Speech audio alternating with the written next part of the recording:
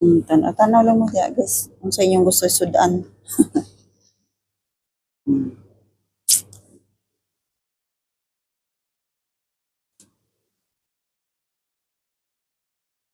Hmm. Wala man jud ko sa plano gud nga mamalit guys. Kay naghuwat raman ko sa akong anak. Ang ako manggong anak naa siya'y kuan.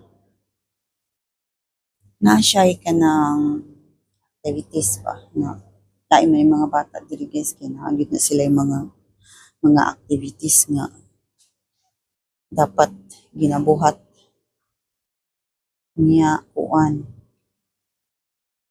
Magsugod to siya alas 5:30 hangtod alas 7. Yang oras pa karon kay alas 6. So napakoy 1 hour guys. Magtuyok-tuyok kuno hay diri sa tindahan para di lang ko tugnawon sa gawas. Kay tugnaw ba kay sa gawas no? So diri lang ko sa tindahan magtuyok-tuyok. So, kay di pwede maglingkod ko sa car kay tugnaw kaayo. Ay matutag ko ang gulayan.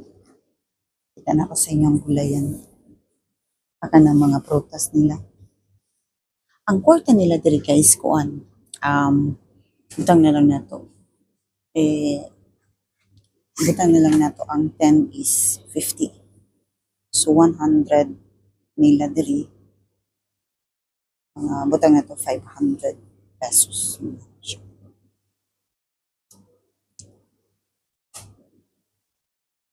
So,